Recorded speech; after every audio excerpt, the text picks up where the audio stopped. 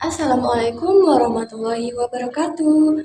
Halo semuanya, berjumpa lagi dengan saya Dwi Rahayuningsi dengan NIM 860343 dari Fakultas Keguruan dan Ilmu Pendidikan Prodi S1 Pendidikan Guru Sekolah Dasar UPBJJ UT Palembang. Video ini saya buat untuk memenuhi tugas 2 mata kuliah Filsafat Ilmu.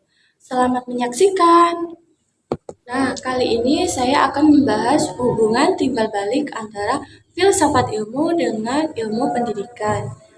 Filsafat ilmu dan pendidikan memiliki hubungan yang sangat erat dalam perkembangan ilmu pengetahuan. Filsafat ilmu berperan sebagai dasar berpikir kritis, logis, sistematis dalam memahami tujuan, metode, serta nilai-nilai pendidikan. Dengan adanya filsafat ilmu, pendidikan tidak hanya berfokus pada penyampaian materi, tetapi juga pembentukan karakter, kemampuan berpikir, dan pengembangan potensi. Nah, pembahasan yang pertama yaitu peran filsafat ilmu dalam mengawasi dan memperkuat ilmu pendidikan.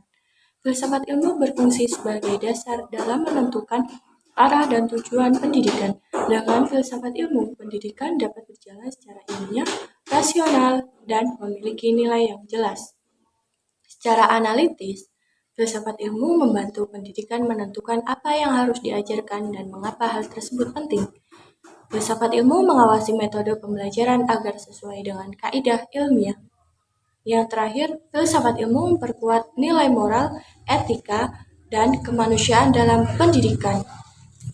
Yang kedua, pendidikan membantu perkembangan filsafat ilmu. Pendidikan memiliki peran penting dalam perkembangan filsafat ilmu karena pendidikan lahir pemikiran, penelitian, dan inovasi baru. Secara runtut, proses pembelajaran mendorong siswa berpikir kritis dan bertanya.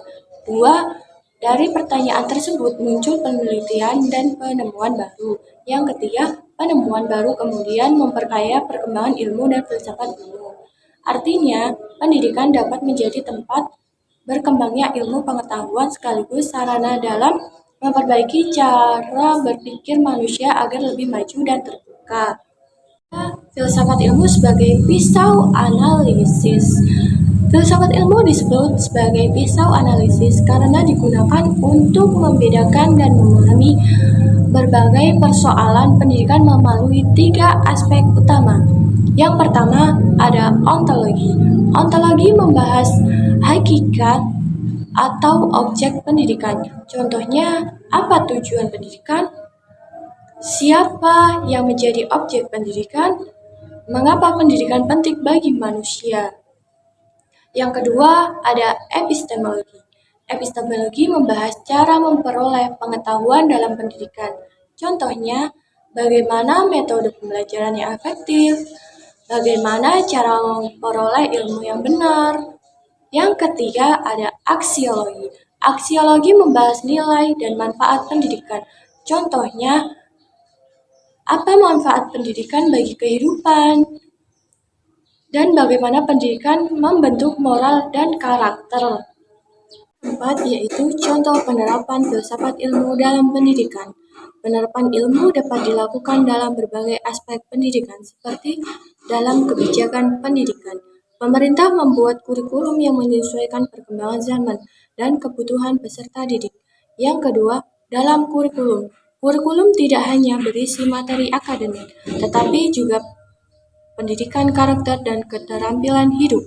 Yang terakhir, dalam proses pembelajaran, guru menggunakan metode diskusi, tanya jawab, dan pembelajaran aktif agar siswa mampu berpikir kritis dan kreatif.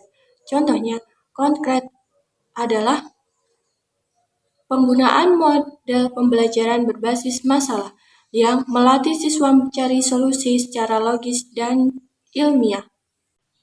Kesimpulan dari materi yang saya bahas kali ini adalah filsafat ilmu memiliki peran penting dalam memperkuat ilmu pendidikan karena menjadi dasar berpikir ilmiah, kritis, dan bernilai.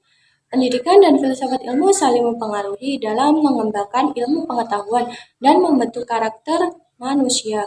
Dengan adanya filsafat ilmu, pendidikan dapat berjalan lebih terarah, sistematis, dan bermanfaat bagi kehidupan masyarakat. Cukup sekian video saya kali ini.